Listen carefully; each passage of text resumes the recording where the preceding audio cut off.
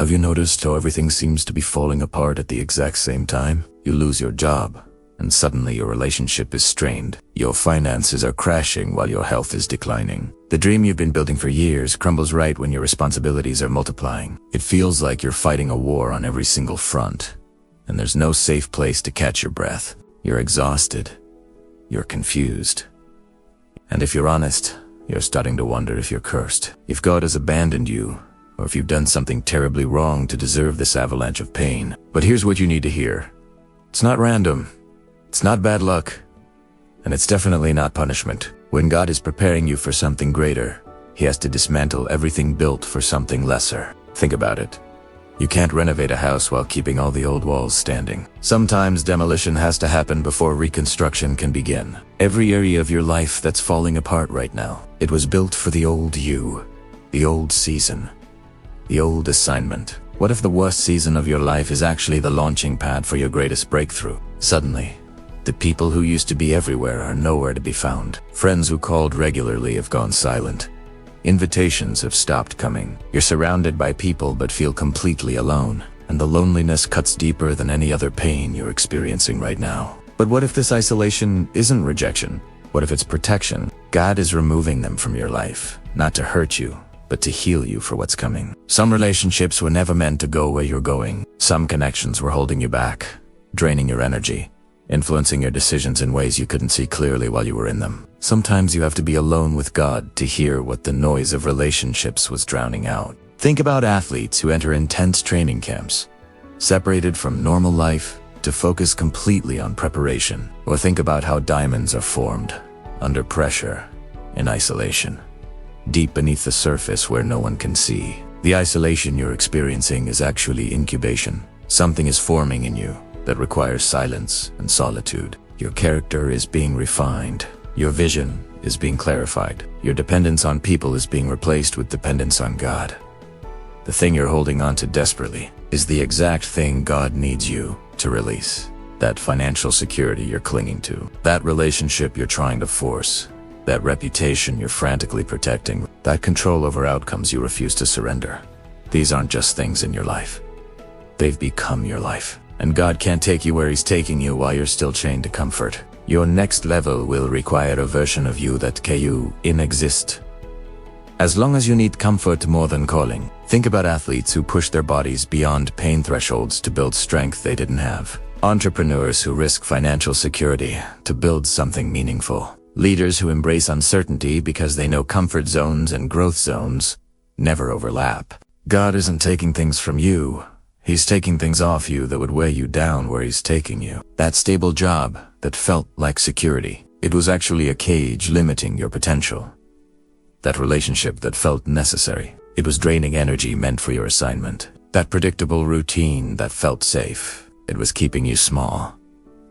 Comfort is the enemy of greatness, and God loves you too much to leave you comfortable when He's called you to be extraordinary. The assignments ahead require flexibility, resilience, and faith.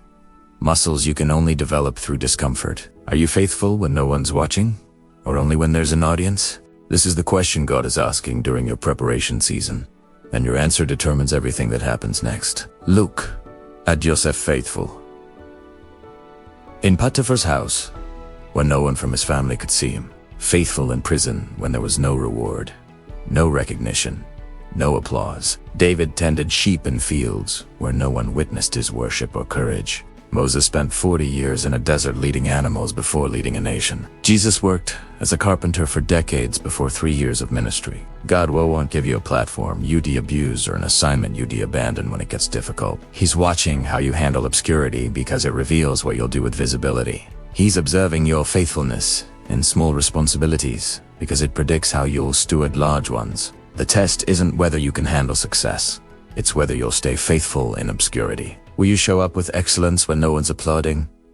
Will you maintain integrity when no one's monitoring? Will you serve with joy when there's no immediate reward? Your current small responsibility is actually the doorway to everything you've been praying for. How you treat it right now is determining whether that door opens or stays locked. The enemy you're fighting right now is building the authority you'll need to defeat bigger enemies later. Every spiritual battle, every financial challenge, every relational conflict, Every moment you've had to stand firm when everything in you wanted to quit. It's all building something in you that can't be developed any other way. Think about how video games work. You can't skip to level 10 without mastering level 1. You don't have the skills, the weapons, or the experience to survive higher levels until you've conquered lower ones. God operates with the same wisdom. He's ensuring you develop the spiritual authority needed for what's ahead. God doesn't waste your pain. Every battle is boot camp for your calling. The anxiety you're overcoming right now. You're learning to lead others out of fear. The financial pressure you're enduring, you're developing wisdom to steward resources at higher levels. The betrayal you survived, you're gaining discernment to protect yourself and others from toxic relationships. You're not just fighting for yourself. You're developing the authority to deliver others from what you're going through. Your future assignment will require you to guide people through battles you've already won. The difficulty of your current season is proportional to the magnitude of your future assignment. Small callings require small preparation. Extraordinary assignments demand extraordinary development. That door closing wasn't rejection. It was redirection towards something you can't see yet. You applied for that job and got turned down. You pursued that opportunity and it fell through. You tried to force open doors that seemed perfect, and they slammed shut in your face. And now you're starting to believe you're not good enough, smart enough, or chosen enough. But what if those closed doors are actually God's protection? God is protecting you from good opportunities that would prevent you from reaching the best ones. That job you didn't get, it would have positioned you in the wrong environment with people who would have derailed your growth. That relationship that ended, it would have drained your energy and diverted you from your purpose. That opportunity that fell through, it would have trapped you in something that looked right but was completely misaligned with where God is taking you. Every no you re-receiving is clearing the path for a yes you re-not. Ready to handle yet? Think about GPS rerouting when you miss a turn. What feels like unnecessary detours is actually the fastest path to your real destination. Sometimes the closed door is the biggest blessing you didn't know you needed. God isn't impressed by your talent. He's developing your character to match your calling. You might have extraordinary gifts, incredible skills, and undeniable talent, but none of that matters if your character can't sustain what your talent attracts.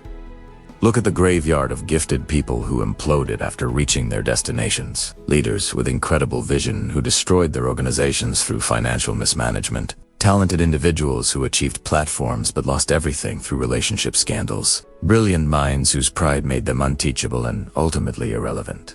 The assignment you're being prepared for will expose every character flaw you haven't dealt with. Success magnifies everything. If you have integrity issues now, success will amplify them. If you struggle with humility and obscurity, visibility will destroy you. If you can't manage small resources with wisdom, abundance will ruin you. Character determines not whether you reach your destination, but whether you survive after arriving. That's why God is allowing situations that test your integrity when no one's watching. Your patience when nothing's happening. Your humility when you're still invisible. Your faithfulness when there's no immediate reward. What you're going through isn't about what you can do.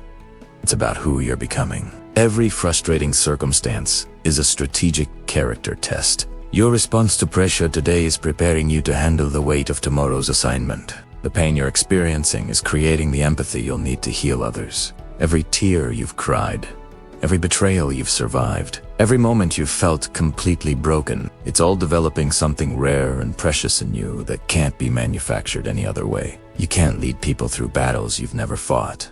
God is giving you the scars that will become your credentials. People don't connect with perfect leaders who've never struggled. They connect with wounded healers who understand their pain because they've lived it. Your brokenness is becoming your authority. Your struggle is becoming your strength. Think about the people who've impacted you most deeply. They weren't the ones who had it all together. They were the ones who survived what you were going through and came back to help you navigate it.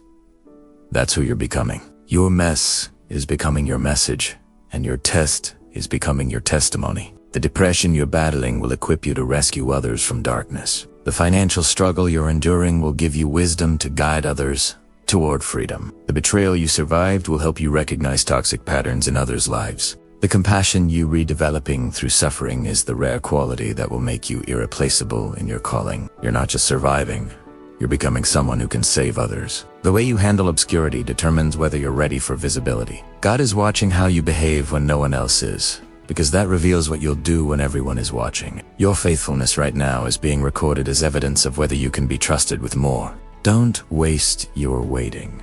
What you build in private will be displayed in public. This season isn't punishment or pointless delay. It's your training ground. Athletes don't wait for game day to start preparing. They train hardest during the off-season because they understand that preparation determines performance. So what does faithful waiting look like? Keep serving where you are, even if it feels small and insignificant. Maintain integrity when no one's monitoring you. Develop skills even without a platform to use them on. Cultivate character regardless of whether anyone notices. Show up with excellence when there's no applause, no recognition, no immediate reward. The assignments you're praying for require a version of you that has built through consistent faithfulness in hidden seasons. Every day you choose integrity over shortcuts, excellence over mediocrity, and faithfulness over quitting. You're building the foundation that will support everything God wants to give you. The season you're in isn't a waiting room. It's a training ground. Use it wisely. What if the preparation is the point, and the promotion is just the reward for embracing it? Most people are so obsessed with the destination that they completely miss the transformation happening during the journey. They're fixated on the breakthrough, the platform, the answered prayer, and they resent every moment. They don't have it yet. But here's the truth. You'll spend more time in preparation than in manifestation. Learn to love the process, or you'll waste years resenting it. Think about pregnancy. Everyone wants the baby, but there's a 9-month gestation period that can't be rushed without serious damage. Development takes time. Shortcuts create deformity. The person you're becoming in the waiting is more important than what you're waiting for, because if you receive what you're praying for without becoming who you need to be, you'll lose it. Or worse, it will destroy you. God isn't just preparing a blessing for you. He's preparing you for the blessing. He's developing patience so you don't quit when things get hard. Wisdom so you don't make destructive decisions. Humility so success doesn't corrupt you. Resilience so pressure doesn't break you. Stop merely enduring this season and start embracing it. Find the lessons. Appreciate the growth. Recognize that this process is shaping you into someone extraordinary. One day, someone will be exactly where you are now, and your story of faithful preparation will be the reason they don't give up. They'll be questioning whether God has forgotten them, wondering if they should quit, feeling like preparation is taking too long, and your testimony will be the light that guides them through their darkest season. This preparation season is writing a testimony in your life that will be more powerful than any shortcut could ever create. Anyone can share stories about instant breakthroughs, but you're developing a testimony about faithfulness in obscurity, perseverance through closed doors, character forged through pressure, and trust built through waiting. That's rare. That's powerful. That's what transforms lives. You're not just being prepared for something greater, you're becoming something greater. Every test you've passed, every temptation you've resisted, every moment you chose faithfulness over bitterness, it's all building the person who will walk in the calling you've been praying for. So stay faithful, stay humble, stay focused. The preparation you're hating right now is creating the testimony you'll treasure forever. This season isn't wasted. It's purposeful. You're not forgotten. You're being formed. And when your elevation comes, you'll understand why every moment of preparation was absolutely necessary. Your breakthrough is coming. Keep preparing.